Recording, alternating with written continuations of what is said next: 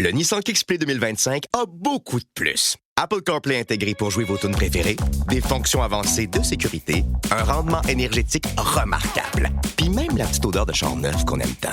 Tout ça en plus pour moins.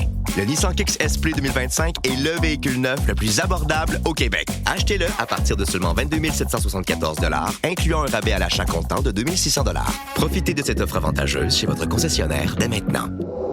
Jusqu'au 2 mars, des conditions s'appliquent. Détails chez Nissan. What a morning to talk about our next subject. In light of those images, visuals, video coming out of the G20 of Prime Minister Justin Trudeau jostling with the president of China, Xi Jinping, let's talk about Canada-China relations. Liberal government, they've been called out for being out of touch, failing to protect Canadian democracy from China. There was that report out a couple of weeks ago about how China had been funding the campaigns, right, of candidates in Canadian elections. Many say that Justin Trudeau should have acted faster upon hearing these reports of Chinese interference. And now this week, right, the story out of Hydro-Quebec, right, with a Hydro-Quebec employee allegedly spying for China. With more on this, let's go to Tasha Kheiriddin, principal at Navigator, member of the Advisory Council for Centre-Ice Canadians, and of late she's had some very critical words for the Trudeau government on this issue. Tasha, welcome back to the program. Nice to be here, Elias. Thanks. So, hey, first things first, can I just get your take on that video that everyone is seeing right now of Trudeau versus Xi Jinping at the G20? What was your take on that? Well, my take was it looked as if Xi Jinping was dressing Trudeau down. Mm-hmm. The body language piece, that's what everyone's talking about. Of course, Trudeau starts standing there. Xi Jinping is gesticulating quite a bit, and then he turns away, and it's you got a sense that he really didn't respect Trudeau. That was the sense I got from the whole thing, was like, let me talk to you here, little boy, kind of thing. Little potato, little potato is actually a nickname Chinese official gave to Trudeau a year or two ago, and it references the way his name is pronounced in Mandarin. Trudeau apparently sounds like the word potato, but his father was the big potato. So, gotcha. The little potato, right? It's that it's ironic. I think that the Chinese government's calling us condescending in our attitude, when clearly I feel the condescension was on Xi Jinping's part. Yeah, and I definitely felt that from the Chinese side of things. But I'll say that maybe I'm a little surprised that Justin Trudeau, he had some tough words to say to the translator right there. And I just want to know, are you surprised with that aspect of things? Forget about Xi Jinping's body language just for a second. What about Trudeau and his response verbally? Well, I think Trudeau is realizing that he's dropped the ball on this. And, I think he was right to call things out and say, don't interfere with our internal affairs. That is an issue that China, more and more people are finally waking up to the fact that as a power, they have sought to do this for decades, interfering in the affairs of other nations for their own benefit. And this is why, it's the rock and the hard place, is that you want trade with China. The theory has been for 20 years or more, well, the more the West trades with China, the more we will democratize the country. People will see, both inside and outside, the value of trade, of exchange, of democratic ideals. No.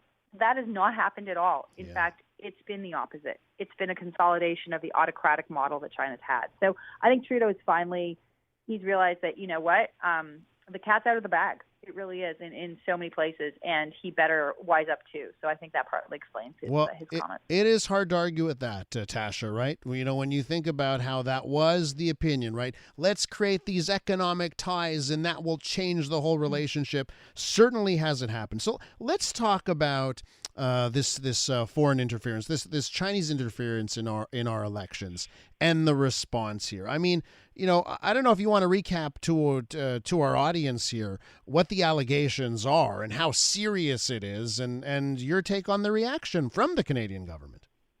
Yeah, the allegations were made known to Justin Trudeau and other members of the government in January that there were 11 candidates in the 2019 election who had received funding through intermediaries from the Communist Party of China. And I want to be really clear. This is important, very important to distinguish between the Communist Party and its united front, as they're called, operations that they run in other countries. They set up friendship societies and, Confucius institutes and on and on and on the pretext of establishing goodwill. But really it is a state-controlled means of interfering or promoting China's interests, right? So in this case, it's important to distinguish between China and the Chinese people and their government, because this is the issue you get caught up in a lot, is that you're anti-Chinese, you're racist. No. I'm against any autocrat. I'm against any dictator. I'm against that. And that is what has happened here. So the funding was given to 11 candidates from the agency of the Chinese Communist Party and their United Front operations, funneled through, I believe it was the consulate, if I'm not mistaken, in Toronto, funded to these candidates from both a conservative and a liberal party, apparently, to assist them in running their campaigns. And there was also staff placed within their campaigns as well as in other political offices, people who were basically like agents reporting to the Communist Party and its apparatchiks on what these politicians were doing and trying to influence them in policy making and other things. So it is a wide-ranging political interference operation. And now the House of Commons has struck a committee to look into this and find out exactly how far it went. And Tasha, what is so interesting, as you mentioned, it wasn't just candidates for one party. They spread it out. They spread it out like 50-50 liberals and conservatives, which I think speaks volumes as to how China views things here. We're with Tasha Kheiriddin on the Advisory Council for Center-Right Canadians, and we're talking about Chinese interference in Canadian democracy. So, Tasha, what do we do about it? Well, what we do is we push back, and we have no choice. And this is a sovereignty issue, and so I think you do this on a number of fronts. You, first of all, ensure that we have what's called FARA legislation, where foreign agents registration, you have to register if you are doing any dealings with any politicians. If you're on behalf of a foreign government, there has to be a registry so that we know who is talking to whom, because sometimes it's not clear. Like I said, you could be, from the Confucius Institute, or you could be from a friendship association, and but really you're talking on behalf of a foreign government, and that has to be clear and that has to be registered. We need a law.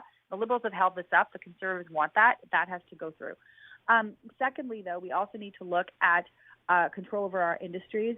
There's been cases in critical minerals industry recently, a pushback from the government. 3 companies had to divest their holdings, 3 Chinese companies, because they were state-owned. And the critical minerals industry is essential to our economic well-being, our technology. We have to ensure that we do not allow state-controlled companies from China to invest in these critical areas. It is a security issue. It is a no-go. The third thing we have to do is look at our universities. There's a ton of funding that goes into universities from different organizations on behalf of the CCP, the Communist Party of China. That is a means of accessing our minds, our technology, all sorts of things.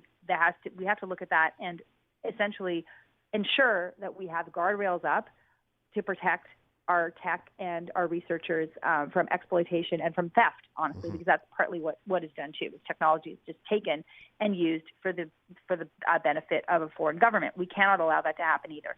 There's a lot of other things we could do as well that we should do.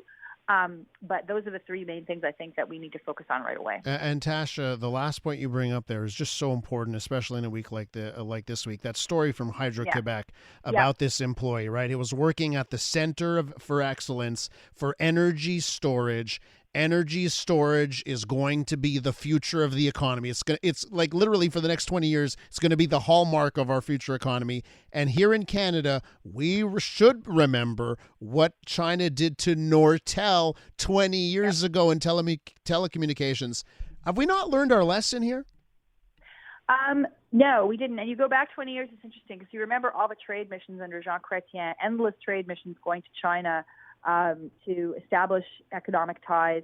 It goes back to that idea. It's like Nixon going to China. It's like we will go and we will benefit both of our economies, and we'll democratize. It's like stealth democratization, and that objective has not been achieved. So yes, we have learned very little. But the idea was there was gain in it. There was profit in it for Canada, right? So it was hard to argue against building those relationships, but our eyes have been opened now, and they should have been open for quite a long time, that it's a one-way street here. The real beneficiary is the Chinese Communist Party, which oppresses its people, has rampant human rights abuses, is committing genocide against the Uyghurs.